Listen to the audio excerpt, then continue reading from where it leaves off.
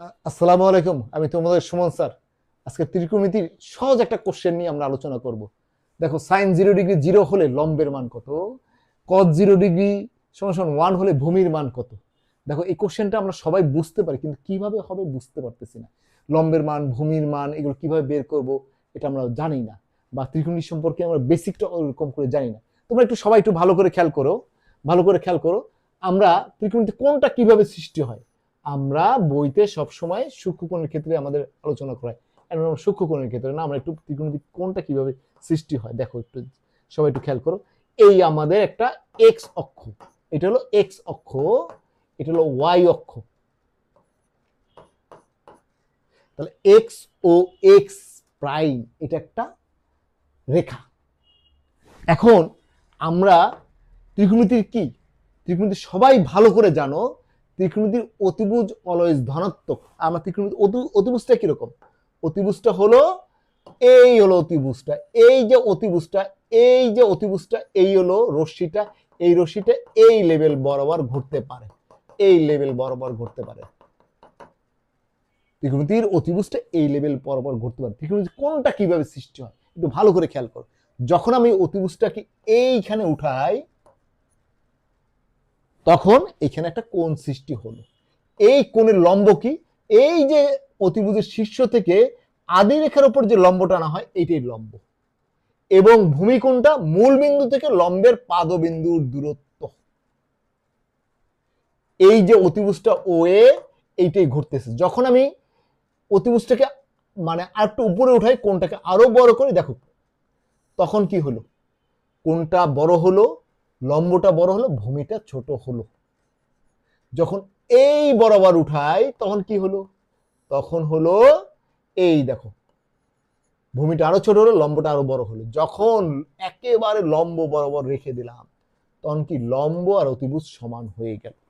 আবার আমি উল্টা দিকে একটু চিন্তা করি, দেখো কোনটাকে ছোট করলাম, লম্বটা বড় হলো, সরি ভূমিটা বড় হলো, লম্বটা ছোট হলো। আর একটু বড় করি, আর সরি কোনটা আরো ছোট করি, তাহলে কি ভূমিটা আরো বড় হলো, লম্বটা আরো ছোট হলো। আমি কোনটাকে আরো ছোট করি, দেখো ভূমিটা আরো বড় হলো, লম্বটা আরো ছোট হলো।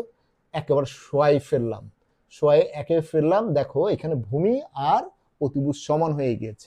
এখন একটু জিনিস সবাই একটু খেয়াল করি, সাইন যখন 0 ডিগ্রি, সাইন 0 ডিগ্রি, তখন আমরা জানি কি লম্ব বাই অতিভুজ। 0 ডিগ্রির ক্ষেত্রে এখানে লম্ব আছে নাই, তখন কি হবে, এই যে 0 বাই এই যে অতিভুজ সমান 0। তাহলে আমরা 0 ডিগ্রির সময় লম্বের মান কত, 0। আবার তুমি দেখো কস 0 ডিগ্রি, কস 0 ডিগ্রি, তখন কি, দেখো লম্ব সরি ভূমি আর অতিভুজ সমান, ওএ সমান সমান ওএ বাই ওএ, কাটাকাটি গেলে 1। তাহলে কস 0 ডিগ্রির সময় ভূমি কত, 1, সরি কস 0 ডিগ্রির সময় ভূমি, ভূমি কত, অতিভুজের সমান। কস 0 ডিগ্রির সময় ভূমি কত, অতিভুজের সমান। ঠিক একইভাবে সাইন 90 ডিগ্রি, খেয়াল করো সাইন 90 ডিগ্রি, এই যে সাইন 90, এখানে কি অতিভুজ আর লম্ব সমান, তাহলে ওএ বাই ওএ সমান সমান 1।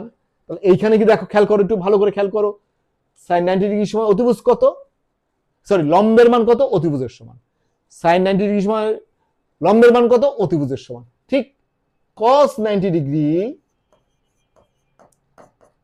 খেয়াল করো এখানে কি ভূমি আছে, ভূমি তো নাই। দেখো এই যে কোনটা যখন বড় করছি আস্তে আস্তে ভূমিটা ছোট হয়েছে, এখানে ভূমি নাই, এখানে 0/ওএ সমান 0।